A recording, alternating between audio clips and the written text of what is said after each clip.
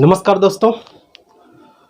आप सामान्य अध्ययन के तहत हम लोग इतिहास पढ़ रहे हैं और इतिहास में हम लोग एक जो पूर्व मध्यकाल का सेगमेंट लेकर चला जा रहा है। इस पूरे के पूरे सेगमेंट में हमने राजपूतों की उत्पत्ति की बात आपसे की है, राजपूतों का उद्भव कैसे होता है और राजपूतों के उद्भव में कौन कौन से सिद्धांत और कौन कौन से वंश मुख्य रूप से आपको पढ़ना है।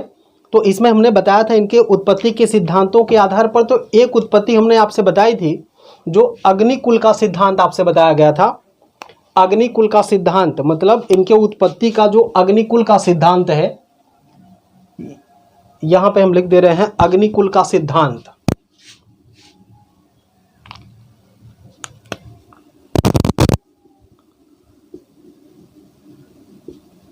अग्निकुल का सिद्धांत तो राजपूतों की उत्पत्ति का जो अग्निकुल का सिद्धांत है कि कैसे एक जब आप समझेंगे कि इसमें पृथ्वीराज रासो में सिद्धांत का जो वर्णन किया गया है, तो पृथ्वीराज रासो में चंद बरदाई लिखता है कि राजपूतों के उद्भव में अग्निकुल सिद्धांत का सबसे महत्वपूर्ण योगदान रहा है।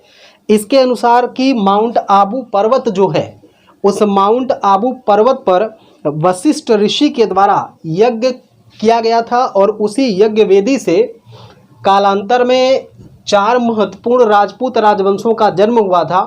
उन महत्वपूर्ण राजवंशों में आप अगर बात करें तो जिनका जिनका जन्म हुआ था, प्रतिहार परहार, एक तो प्रतिहार था, दूसरा परमार, तीसरा आप देखें तो इसमें चौहान और चौथा सोलंकी।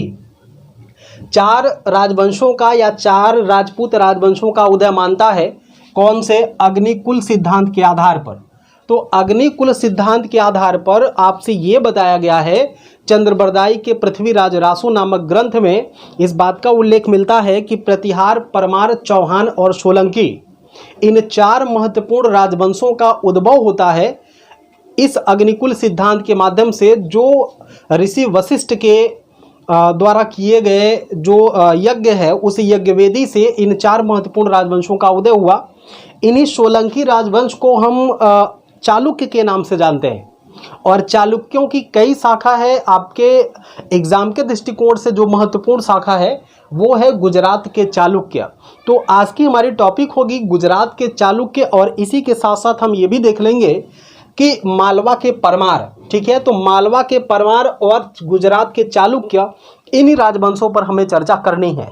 जैसा हमने आपसे बताया था पिछले वीडियोज़ में, आप जाके प्लेलिस्ट में देखें, उसमें आपसे चर्चा की गई थी कि कैसे जो गुर्जर प्रतिहार शासक थे, उन गुर्जर प्रतिहार शासकों के पतन के बाद छोटे छोटे फिर से राजवंश कन्नौज पर अधिकार को लेकर के एक संघर्ष की शुरुआत कर देते हैं और उसी के पतन का, माने गुर्जर प्रतिहारों के पतन का लाभ उठा करके एक नई व्यवस्था को जन्म देने के लिए गुजरात के अनहिलवाड़ में चालुक्यों का जन्म होता है, चालुक्य शासकों का जन्म होता है। इसके जो चालुक्य या गुजरात के जो चालुक्य हैं, इन्होंने अनहिलवाड़ को अपनी राजधानी बनाई थी दोस्तों। तो ये चीज़ आप ध्यान देंगे कि राजधानी इनकी कहाँ थी, तो अनहिलवाड़ थी। गुजरात के अनहिलवाड़ में चालुक्यों ने या सोलंकी शासकों ने अपनी राजधानी बनाई थी। अब इसको अगर हम सोलंकी कहें तो कोई अतिशयोक्ति ना होगी, क्योंकि चाहे आप सोलंकी वंश कहिए चाहे आप चालुक्य वंश कहिए, दोनों बात एक ही है। तो मैं यहां पे सोलंकी लिख दे रहा हूं, सोलंकी। ठीक है, इसे हम सोलंकी कहें चाहे चालुक्य कहें, आपसे अगर पूछे कि चालुक्यों ने अपनी राजधानी कहां बनाई थी या सोलंकी शासकों की राजधानी कहां थी, तो अनहिलवाड़ बताएंगे, जो राजस्थान में पड़ता है, सॉरी गुजरात में पड़ता है। गुजरात के अनहिलवाड़ में इन चालुक्य या सोलंकी शासकों का उद्भव हुआ और इन्होंने जैन धर्म को संरक्षण दिया था। इसका जो संस्थापक माना जाता है उसका नाम है मूलराज प्रथम। तो मूलराज प्रथम ने गुजरात में शुरुआती शासकों में सबसे महत्वपूर्ण शासक है, जिसने गुजरात के अनहिलवाड़ को अपना सेंटर माना, अपने राजधानी के रूप में उसे विकसित किया और अपने राजधानी के रूप में उसका प्रयोग किया। तो ये जो मूलराज है, इसकी उपलब्धि ये है कि इसने शुरुआती तौर पर गुजरात के अनहिलवाड़ में सोलंकी वंश या चालुक्य वंश की शुरुआत करी और इसी ने अनहिलवाड़ को अपनी राजधानी बनाई थी। तत्पश्चात एक अलग शासक इसके उत्तराधिकारी के रूप में शासन करता है, जिसका नाम था भीम प्रथम। और भीम प्रथम के ज़माने की एक बड़ी महत्वपूर्ण घटना है कि ये वही दौर है दोस्तों कि जिस समय भारत पर महमूद गजनवी का आक्रमण हो रहा था, और 1025 में जब ये गुजरात का शासक था जब भीम प्रथम गुजरात का शासक था, तो इसी के समय 1025 में गजनवी ने गुजरात के सोमनाथ मंदिर पर आक्रमण किया था और सोमनाथ मंदिर को लूट ले गया था, गजनवी के द्वारा लूटा गया था। ये 17 बार आक्रमण किया गया था भारत पर, जिसपे एक बार 1025 में सोमनाथ मंदिर पर भी आक्रमण किया गया था। तो इस मंदिर को लूटने के बाद यहाँ पर तोड़फोड़ की गई थी, मंदिर को ध्वस्त करवा दिया गया था, जिसकी मरम्मत करने का कार्य भीम प्रथम के द्वारा किया गया था। दोस्तों ध्यान देंगे, सिर्फ मरम्मत कर रहा है, इसका पुनर्निर्माण नहीं करवा रहा है। तो मरम्मत की बात कर रहा है, थोड़ा मोड़ा मरम्मत करवा, लेकिन पूर्ण रूप से उसका मरम्मत या उसका जो पुनर्निर्माण की बात आती वो नहीं करवाता। पुनर्निर्माण तो कुमारपाल आगे करवाएगा। इसके संबंध में एक बात और आप ध्यान देंगे कि जो भीम प्रथम के मंत्री बिमल शाह बसई हैं, भीम प्रथम के मंत्री कौन थे? बिमल शाह बसई। और बिमल शाह बसई ने राजस्थान का एक स्थान है दिलवाड़ा, राजस्थान के माउंट आबू के निकट पड़ता है, राजस्थान के माउंट आबू पर्वत के निकट पड़ता है दिलवाड़ा, और यहीं दिलवाड़ा में प्रसिद्ध जैन मंदिर का निर्माण करवाया। और इस जैन मंदिर में जैन संत के जो पहले तीर्थंकर थे जैन धर्म के, जिनका नाम था ऋषभदेव, जैन तीर्थंकर ऋषभदेव की मूर्ति कहाँ पे स्थापित की गई है? इसी दिलवाड़ा के जैन मंदिर में, जो अपनी खूबसूरती के लिए प्रसिद्ध है। यहाँ पर साल प्रतिसाल भारत ही नहीं बल्कि विदेशों से बड़े पैमाने पर जो जैन धर्म के सैलानी हैं, जैन धर्म के भिक्षु हैं, जो दुनिया भर में वो इसको देखने के लिए आते हैं। जो कहाँ पे है? दिलवाड़ा में है, राजस्थान के दिलवाड़ा में है। इसका उत्तराधिकारी होता है जयसिंह, जिसकी उपाधि थी सिद्धराज। इसको हम जयसिंह सिद्धराज के नाम से भी जानते हैं। जयसिंह सिद्धराज, देखिए कि जयसिंह सिद्धराज ऐसा शासक है, पहली बात तो आप ध्यान देना कि जयसिंह भीम प्रथम का उत्तराधिकारी हुआ, और भीम प्रथम के उत्तराधिकारी के रूप में जब ये गद्दी पर बैठता तो इसने सिद्धराज नाम की उपाधि धारण की थी। इसको जयसिंह सिद्धराज के नाम से भी जानते हैं। इसके शासन के समय कहा जाता है कि इसने तीर्थयात्रा कर को समाप्त कर दिया था। जो तीर्थयात्रा कर लग रहा था, लोग तीर्थों पे जा रहे थे, उस तीर्थयात्रा कर को समाप्त कर दिया गया था। और इसी के समय ये घटना मिलती है कि जयसिंह सिद्धराज ने अवंती पर विजय प्राप्त करी थी। अवंती का नाम आपको पता होगा, अवंती 16 महाजनपदों में से एक महत्वपूर्ण जनपद था। अवंती नरेश चंड प्रद्योत के बारे में आपसे चर्चा हुई है, जिसको पांडु रोग हुआ था, पीलिया रोग हुआ था, ठीक है। बिंबिसार के समय आप देखेंगे तो वहां पे हमने इस पर डिस्कस किया कि अवंती पर इस समय अधिकार कर लेता है जयसिंह सिद्धराज। और जब जयसिंह सिद्धराज ने अवंती पर अधिकार किया तो इसको एक उपाधि के रूप में भी जाना जाता है, अवंतीनाथ। तो इसने एक उपाधि धारण किया, अवंतीनाथ की उपाधि धारण कर लेता है। तो इस तरह से हम देखें अगर कि जयसिंह सिद्धराज ने अपने राज्य में तीर्थयात्रा कर को समाप्त कर दिया, और इसी के साथ साथ इसने अवंती पर आक्रमण कर वहां के शासक को पराजित कर अपना अधिकार स्थापित कर लिया, और तत्पश्चात यह अवंतीनाथ की उपाधि धारण करता है। दोस्तों ये पूरा का पूरा वीडियो प्रीलिम्स डेडिकेटेड है। अगर आप प्रीलिम्स की तैयारी कर रहे हैं या फिर एक दिवसीय परीक्षाओं की तैयारी कर रहे हैं तो आपके लिए ये रामबाण है। बेहतर तरीके से आप इसका नोट्स बनाइए, अध्ययन करिए, निश्चित ही ये आपको लाभ देगा। तो आगे हम देखें कि जयसिंह सिद्धराज के दरबार में एक महत्वपूर्ण विद्वान को संरक्षण प्राप्त था। चूंकि हम जानते हैं कि जयसिंह सिद्धराज एक विद्वान और विद्वानों का आश्रयदाता था, ये विद्वानों का संरक्षक दाता था, संरक्षण करता था विद्वानों का। और इसके दरबार में एक प्रसिद्ध जैन दार्शनिक या जैन विद्वान निवास करते थे, जिनका नाम हेमचंद्र है। और हेमचंद्र का एक ग्रंथ है जिसका नाम है परशिष्ट पर्वन। ये भी आपसे पूछा जाता है कि परशिष्ट पर्वन नाम का ग्रंथ किसने लिखा है, परशिष्ट पर्वन नाम का ग्रंथ किसने लिखा है, ये आपसे बार बार पूछा जाता है। तो परशिष्ट पर्वन में हेमचंद्र ने चंद्रगुप्त मौर्य को जम्बूद्वीप का शासक बताया है। ये बात हमने पहले ही वीडियो में आपसे बताया है, चर्चा किया है कि परशिष्ट पर्वन में तमाम जैन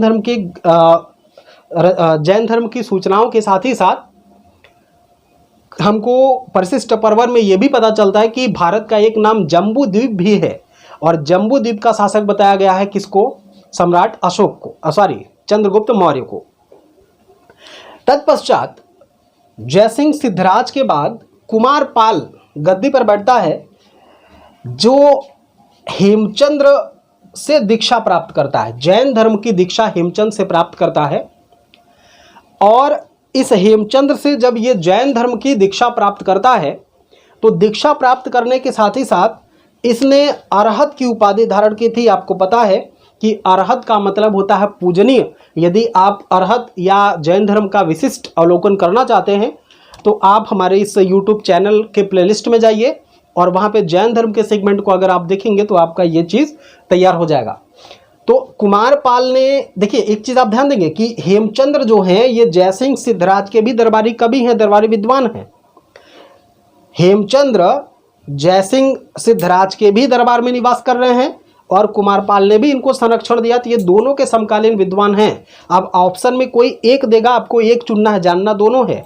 ऑप्शन में एक देगा, दोनों नहीं देगा, ठीक है। अगर दोनों भी दिया तो भी आप जयसिंह सिद्धराज को प्राथमिकता देंगे। अगर जयसिंह सिद्धराज नहीं है तो फिर आप कुमारपाल की तरफ आगे बढ़ेंगे। तो कुमारपाल अरहत की उपाधि धारण करता है, हेमचंद्र से जैन धर्म की दीक्षा प्राप्त करके जैन उपासक बनता है। और इसी के साथ साथ दोस्तों कुमारपाल ने अपने साम्राज्य में पूरा का पूरा पशु बलि, चूंकि जैन धर्म अहिंसा की बात करता है तो इसने हिंसा को रोकने के लिए अपने साम्राज्य में पशु बलि को प्रतिबंधित करवा दिया, शराब पर प्रतिबंध लगा दिया, और इसी के साथ साथ इसने द्रुत क्रीड़ा को भी समाप्त करवा दिया। कि द्रुत क्रीड़ा का मतलब होता है कि पासा और जुआ खेलना। जुआ और पासा द्रुत क्रीड़ा के अंतर्गत आते हैं।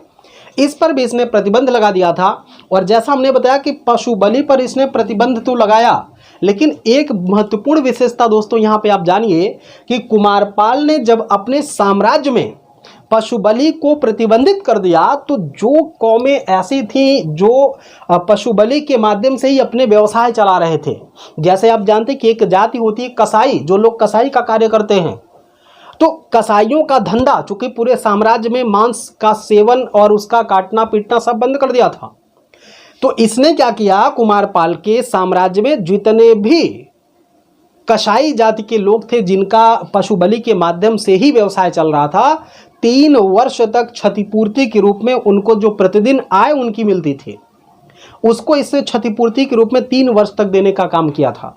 तो एक महत्वपूर्ण उपलब्धि है कुमारपाल के। आप देखेंगे तो कुमारपाल ऐसा शासक है जिसने अपने साम्राज्य में मांस के सेवन, भक्षण इत्यादि पर प्रतिबंध लगा दिया था, लेकिन क्षतिपूर्ति के रूप में कसाईयों को 3 वर्ष तक ये उनकी क्षतिपूर्ति के रूप में धन इनको देता रहता है।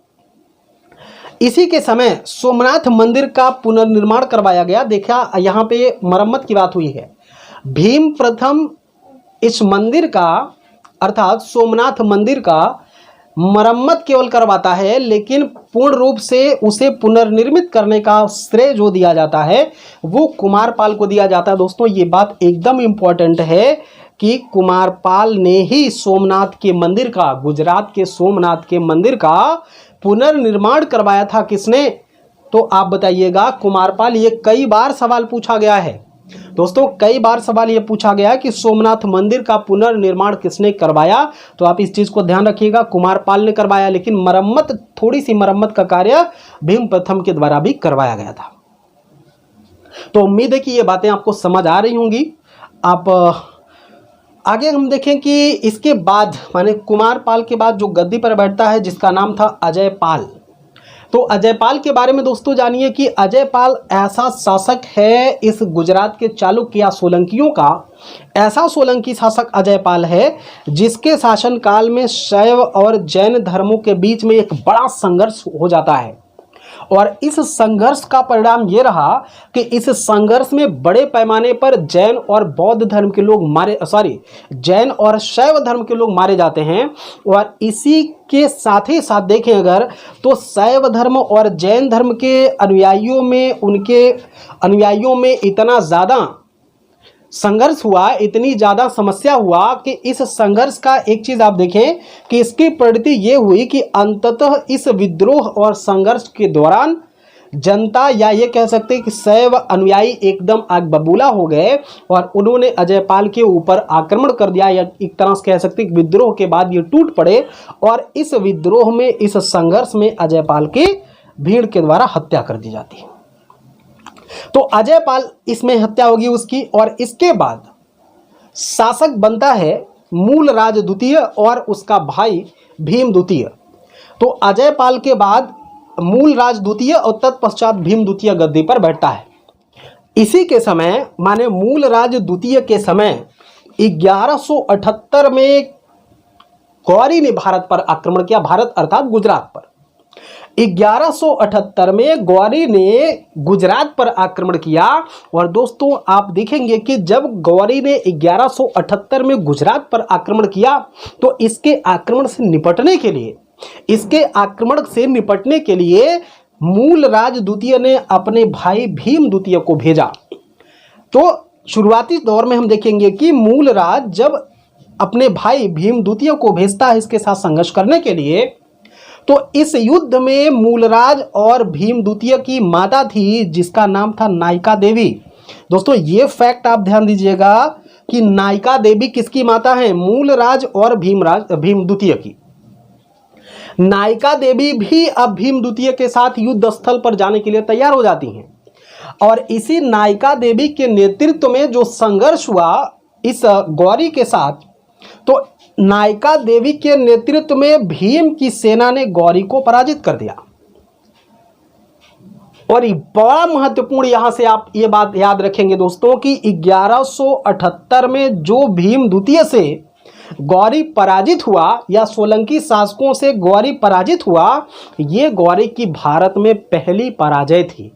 माने गौरी की भारत में पहली पराजय कब और किसके द्वारा हुई, ये बात आपसे पूछा गया पीसीएस में, उत्तर प्रदेश प्रीलिम्स में ये बात आपसे पूछी गई है कि गौरी की भारत में पहली पराजय कब और किसके द्वारा हुई। तो भारत में गौरी को पहली बार 1178 में पराजित किया गया, सोलंकी शासकों के द्वारा अथवा चालुक्य शासकों के द्वारा। कौन सा शासक था? तो भीम द्वितीय के द्वारा इसको पराजित किया गया था। कौन महिला इस युद्ध में भाग लेती है? तो भीम या मूलराज द्वितीय की माता नायिका देवी इस युद्ध में इनका सोलंकियों का नेतृत्व करती है।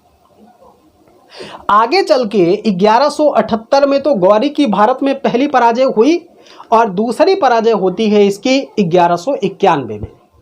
1191 में चूंकि भारत पर आक्रमण करने के लिए गौरी पहले ये गुजरात के समुद्री रास्ते से आया, लेकिन जब ये सोलंकियों से पराजित हुआ तो सोलंकियों से पराजित होने के बाद इसने अपने मार्ग को विस्थापित कर लिया, मार्ग को बदल दिया, और जो पहली मर्तबा ये समुद्री मार्ग से आता है, अब की बार ये स्थल मार्ग से आया, और स्थल मार्ग से आया तो दिल्ली तक पहुंचता है। और दिल्ली में तराइन के मैदान में युद्ध हुआ, और तराइन के आप जानते हैं कि पहले युद्ध में पृथ्वीराज चौहान के द्वारा या पृथ्वीराज तृतीय के द्वारा भीषण तरीके से गौरी को पराजित किया गया था, जो गौरी की दूसरी पराजय थी भारत में।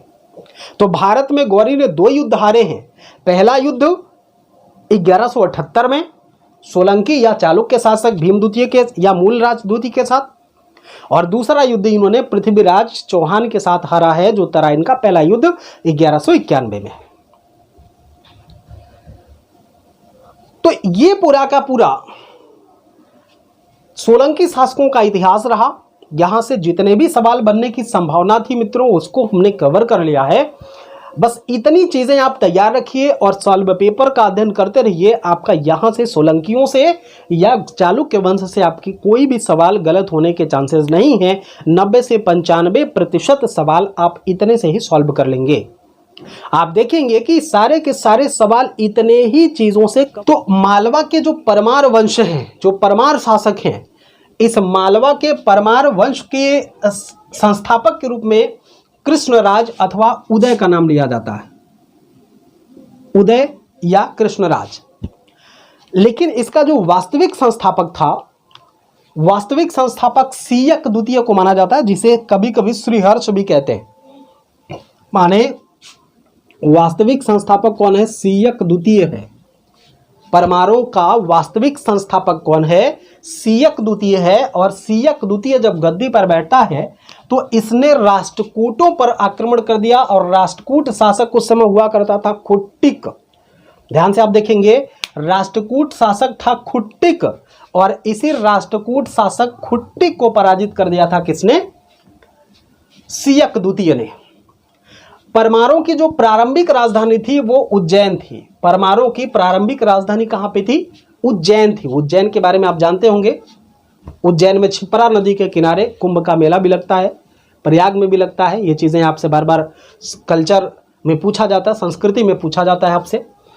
तो इनकी जो परमारों की प्रारंभिक राजधानी थी वो उज्जैन थी, लेकिन बाद में जो इनकी राजधानी हुई वो धारा हुई। जब राजा भोज, महाराजा भोज या परमार भोज जब गद्दी पर बैठता है तो उसने अपने राजधानी को धारा में परिवर्तित कर दिया, या धारा हस्तांतरित करके ले जाता है। तो दोनों बात आप याद रखिएगा कि परमार शासकों की पहली राजधानी कहाँ पे थी? उज्जैन में थी। उज्जैन से राजधानी कहाँ ले जाएगी? धारा में ले जाएगी। कौन ले जाता है? परमार भोज, या इसी को आप राजा भोज के नाम से जानते हैं। देखिए, जो शुरुआती शासकों में आप देखेंगे कृष्णराज या उदयराज या सीयक द्वितीय के बारे में कोई विशिष्ट लेख नहीं मिलता है, हमको विशिष्ट जानकारी नहीं मिलती है, क्योंकि इसके बारे में जो जानकारी होती है, माने इस परमारों की जानकारी हमको मिलती है नव सहसांक चरित नामक ग्रंथ से। परमारों में कृष्णराज और सीयक द्वितीय के बाद जो अगला शासक बना, जो अगला परमार शासक के रूप में गद्दी पर बैठता है, वो है वाकपति मुंज। तो वाकपति मुंज के जो उपाधियां हैं उससे भी आपसे सवाल पूछे गए हैं कई बार। जैसे इसकी उपाधि रही है श्री वल्लभ। उपाधि क्या रही इसकी? एक तो उपाधि इसकी रही है श्री वल्लभ, दूसरा इसकी उपाधि है पृथ्वी वल्लभ, तीसरा इसको अमोघ वर्ष के नाम से भी जानते हैं और कवि वृष के नाम से भी जानते हैं। तो इसमें जो पूछा गया है पृथ्वी वल्लभ और श्री वल्लभ, ये दोनों उपाधियां किसकी है? तो वाकपति मुंज की है। दोस्तों, ये परमारों के ज्ञात शासकों में, जो परमारों के अब तक के शासक हुए हैं, उनमें से सबसे महत्वपूर्ण शासक के रूप में जाना जाता है इसको। सबसे बेहतर शासक के रूप में इसको समझा जाता है। और इसकी बेहतरी का प्रमाण ये है कि इसके समय तमाम तरीके के आप देखेंगे कि कुछ संघर्ष की शुरुआत होती है, कुछ कला और साहित्य को भी इसने संरक्षण दिया था। तो कला और साहित्य के प्रेम के रूप में अगर इसके प्रमाण की हम बात करें कि वाकपति मुंज ने न केवल साम्राज्य को विस्तारित किया, अपने साम्राज्य को बढ़ाने के लिए बेहतर प्रयास किए, बल्कि इसने त्रिपुरी के कलचुरी शासक और चालुक्य शासक, इन दोनों ने मिल करके तैलब द्वितीय को हराया था। इन्होंने तैलब द्वितीय को हराया। एक लंबा संघर्ष चलता है ये कि त्रिपुरी के कलचुरी और चालुक्य शासक, ये दोनों मिलकर के तैलब द्वितीय को पराजित करते हैं। और तैलब द्वितीय इसमें पराजित होता है, लेकिन अंततः तैलब द्वितीय, इस कई फेज में संघर्ष होता है, लंबा संघर्ष चलता है। इस संघर्ष में अंततः तैलब द्वितीय विजयी होता है और इसने वाकपति मुंज की हत्या कर दी है। वाकपति मुंज को पराजित करके उसके गिरफ्तार कर लेता है और इसकी हत्या कर दी जाती है। वाकपति मुंज के समय कला और साहित्य में व्यापक विकास दिखाई देता है, व्यापक वृद्धि दिखाई देती है कि कला साहित्य प्रेमी के रूप में वाकपति मुंज को जाना जाता है। इसने धारा में एक मुंज सागर झील का निर्माण करवाया था। धारा में, कहाँ पे? तो धारा में इसने मुंज सागर झील का निर्माण करवाया था, जो इसकी स्थापत्य कला के रूप में या इसके प्रकृति प्रेम के रूप में आप इसको समझ सकते हैं। इसके दरबार में कई विद्वानों को संरक्षण प्राप्त था, जिससे हम ये भी तर्क लगा सकते हैं कि यह कला साहित्य का प्रेमी व्यक्ति था। कला साहित्य को इसने अपने दरबार में संरक्षण दिया था। और कला के संदर्भ में आपसे बताया गया कि मुंज सागर झील का निर्माण धारा में करवाता है, जबकि यह इसके दरबार में धनंजय, धनिक, हलायुध और पद्मगुप्त नाम के विद्वानों को संरक्षण प्राप्त था। इसमें पद्मगुप्त के बारे में आप जानिए कि पद्मगुप्त जो था, इसने 9 सहसांक चरित नाम के एक ग्रंथ की रचना की है, जो इन परमारों के बारे में जानकारी का सबसे महत्वपूर्ण स्रोत माना जाता है। सबसे महत्वपूर्ण जो साहित्यिक सोर्स है वो नव सहसांक चरित है, जिसके लेखक पद्म गुप्त हैं। दोस्तों कई बार इसको पूछा जाता है कि कौन इसका रचनाकार है, कौन इसका लेखक है नव सहसांक चरित का, तो आप ध्यान रखिएगा पद्म गुप्त। पद्म गुप्त के बाद चूंकि पद्म गुप्त जब तैलब द्वितीय से पराजित होता है और तैलब द्वितीय वाक्पति मुंज की हत्या कर देता है, तो उसके बाद उसका भाई जिसका नाम था सिंधुराज, सिंधुराज गद्दी पर बैठा। और इसने जब गद्दी पर यह सिंधुराज बैठता है तो ये सिंधुराज अपने भाई वाक्पति मुंज का बदला लेता है तैलब द्वितीय से, और इसने तैलब द्वितीय पर आक्रमण किया और इसकी हत्या कर दी, इसको पराजित करके इसकी हत्या कर दी, इसको मार डाला। तो इस तरह से सिंधुराज अपने भाई का बदला लेता है तैलब द्वितीय से उसकी हत्या करके। इसके बाद जो गद्दी पर बैठा वो था राजा भोज के नाम से आप जानते हैं। और राजा भोज की उपलब्धि आप जाने दोस्तों कि राजा भोज को इतिहास में बड़े पैमाने पर आप देखेंगे कि इसकी जो ख्याति है वो कला साहित्य के क्षेत्र में है। ये बहुत बड़ा विद्वान शासक था और विद्वानों का आश्रयदाता था। साहित्य के क्षेत्र में व्यापक विकास मध्यकाल में, पूर्व मध्यकाल में दिखाई देता है 10वीं सदी के आसपास। इसे राजा भोज के समय कहा जाता है कि कहाँ राजा भोज और कहाँ गंगू तेली, वो राजा भोज यही हैं जिनको सामान्यतः आप परमार भोज के नाम से भी जानते हैं। चाहे राजा भोज कहिए चाहे परमार भोज कहिए, ये अपनी सामाजिक और तमाम तरीके की लोक कल्याणकारी नीतियों के लिए भी प्रसिद्ध हैं और दान दक्षिणा के लिए भी प्रसिद्ध हैं। सबसे ज़्यादा जो इनकी प्रसिद्धि है वो है इनके एक साहित्यकार के रूप में, एक कवि के रूप में, एक विद्वान के रूप में। तो एक विद्वान शासक गद्दी पर बैठा राजा भोज या परमार भोज, और परमार भोज लगभग 1010 ईस्वी से 1010 ईस्वी से 1055 ईस्वी तक यह शासन करता है। कहीं कहीं पे यह कहा गया कि यह 1000 से लेकर के 1055 तक शासन करता है। इसके विद्वता के बारे में आप इस बात से तर्क लगा सकते हैं कि इसके बारे में आईने अकबरी के लेखक अबुल फजल ने अपने ग्रंथ आईने अकबरी में राजा भोज या परमार भोज के बारे में लिखते हुए कहता है कि परमार भोज के साम्राज्य में करीब या उसके दरबार में करीब 500 साहित्यकारों का या 500 विद्वानों को संरक्षण प्राप्त था। तो अगर अबुल फजल आईने अकबरी में इस तरह की बात कह रहा है कि परमार भोज के दरबार में करीब 500 विद्वान निवास करते थे, तो आप कल्पना करिए दोस्तों कि कितना बड़ा साहित्य और विद्वान का प्रेमी आदमी रहा होगा, विद्वता का प्रेमी आदमी ये रहा होगा। इसके बहुत सारे ग्रंथ हैं। परमार भोज ने या राजा भोज ने बहुत सारे ग्रंथ लिखे हैं। कुछ एक ग्रंथों को मैंने यहाँ पे लिखा, आप उसको सुने कि एक तो इसका ग्रंथ है युक्ति कल्पतरु। एक ग्रंथ इसका क्या है? युक्ति कल्पतरु है। और उसके बाद समरांग सूत्राधार, कूर्म शतक, तत्व परीक्षा, सरस्वती कंठाभरण, शब्दानुशासन, आयुर्वेद सर्वस्व, नागमल्लिका, ये कुछ इसके प्रसिद्ध ग्रंथ हैं जो आपको जानना चाहिए। इनमें से तो देखेंगे तो युक्त कल्पतरु, समरांग सूत्राधार और सरस्वती कंठाभरण, कूर्म शतक और आयुर्वेद सर्वस्व, नागमल्लिका, ये ऐसे ग्रंथ हैं जो आपको जानना ही जानना है। राजा भोज के इतने अगर ग्रंथों को आप याद रखते हैं, युक्ति कल्पतरु, समरांग सूत्राधार, कूर्म शतक, सरस्वती कंठाभरण, आयुर्वेद सर्वस्व और नागमल्लिका, तो इतने में से आपको सवाल अक्सर पूछे जाते हैं। ज़्यादातर पूछे जाने वाले कई बार हैं युक्ति कल्पतरु, समरांग सूत्र और कूर्म शतक, सरस्वती कंठाभरण। तो राजा भोज या परमार भोज की ख्याति, इसका इतना लोकप्रिय शासक माना जाता है परमारों का कि इसने क्या किया था कि इसने एक तो भोज नगर की स्थापना की थी, तो स्थापत्य प्रेम दिख रहा है। दूसरा, धारा नगर की स्थापना भी इसी परमार भोज के द्वारा की गई थी। धारा नगर की स्थापना किसके द्वारा की गई थी? इसी परमार भोज के द्वारा की गई थी, जो धारा राजधानी है। तो धारा को स्थापित करने का कार्य किसने किया था?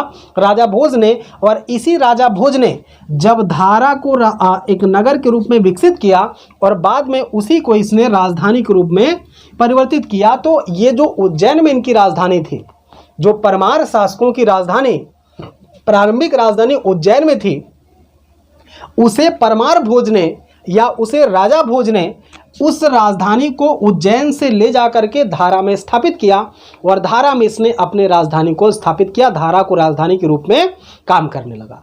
धारा के लोगों का इतना जुड़ाव इसके साथ था कि जब इसकी मृत्यु हुई, जब राजा भोज या परमार भोज की मृत्यु हुई, तो लोगों के बीच में ये इतना ज़्यादा लोकप्रिय था कि इसके मरने के बाद एक वाक्य ही पूरा कहा जाने लगा कि आद्य धारा निराधारा निरावलंब सरस्वती, कि इसके मरने के बाद जो धारा है, धारा अब निराधारा हो गई, मतलब उसके पास कोई आधार नहीं है, उसका सबसे अजीज आदमी, अजीज ख्याल रखने वाला वो चला गया है, उसका कोई आलंब नहीं है और ना ही विद्या का कोई संरक्षक है। तो इतनी बड़ी बात कही गई है किसके बारे में? राजा भोज या परमार भोज के बारे में क्या बोला गया है? आद्य धारा निराधारा निरालंब सरस्वती। ये वाक्य ही पूछा गया है, सिविल सर्विसेज में आपसे पूछा गया है कि आद्य धारा निराधारा निरालंब सरस्वती वाक्य किसके बारे में कहा गया है? तो ये परमार भोज के बारे में कहा गया है। आगे हम देखें अगर, तो इसी के समय देखें कि चित्तौड़ शासक एक था भुवन नारायण। भुवन नारायण इसने क्या किया कि चित्तौड़ में राजा भोज या परमार भोज ने चित्तौड़ में त्रिभुवन नारायण मंदिर का निर्माण करवाया, रामेश्वर मंदिर का निर्माण करवाया, केदारेश्वर मंदिर का निर्माण करवाया।